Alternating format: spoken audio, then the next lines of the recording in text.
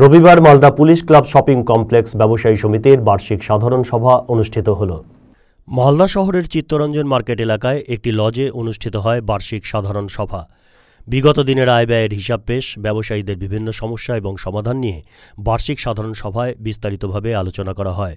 উপস্থিত ছিলেন Malda merchants chamber of কমার্সের সভাপতি জয়ন্ত কুণ্ডু, সম্পাদক উত্তম বসাক, যুগ্ম সম্পাদক উজ্জ্বল সরকার, সংগঠনের চিফ অ্যাডভাইজার স্বপন বারুড়ি সহ অন্যান্য ব্যবসায়ীরা।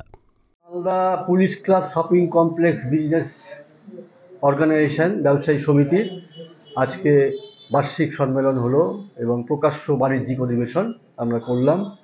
আমরা বিভিন্ন সমস্যা, আমাদের পুলিশ ক্লাব বিল্ডিংয়ের যেগুলো সমস্যা, জলের সমস্যা, আমাদের শৌচাগারের সমস্যা, নাইট গার্ডের সমস্যা, লাইটের সমস্যা, আমাদের পুলিশ ক্লাব বিল্ডিংয়ের বিভিন্ন প্লাস্টার ভেঙে যাচ্ছে, চাই খসে পড়ছে ঘরের ভিতরে, কোনো মেনটেনেন্স নাই বিল্ডিংয়ের, অথচ তারা যেভাবে 3 বছর আগে মানে ভাড়া যেরকমভাবে বৃদ্ধি করেছিল, মানে একটা টাইমে 8 গুণ ভাড়া বৃদ্ধি হয়ে গেছে। আমরা 8 গুণ ভাড়াও বৃদ্ধি করেও তাদের সব মেনে নিয়েও তারা কিন্তু আমাদের কোনো রকম রেসপন্স দিচ্ছে না। আগামী দিনে আমরা এটা নিয়ে বৃহত্তর আন্দোলনে নামবো।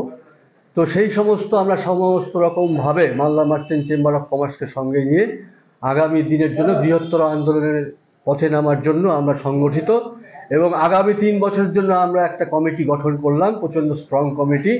সেই কমিটি আগামী 3 বছরের জন্য সমস্ত দেখভাল করবে।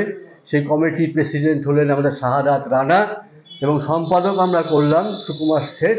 আমি চিফ অ্যাডভাইজার হিসাবে আছি এবং যারা রেখে দিলেন। যাই হোক, তো এই হলো আজ আমাদের কর্মসূচি। আগামী দিনে যে ভাড়া বৃদ্ধি কিংবা কোনো এগ্রিমেন্ট নতুনভাবে আমাদের সঙ্গে করতে হবে, আমাদের ডিমান্ড এটা।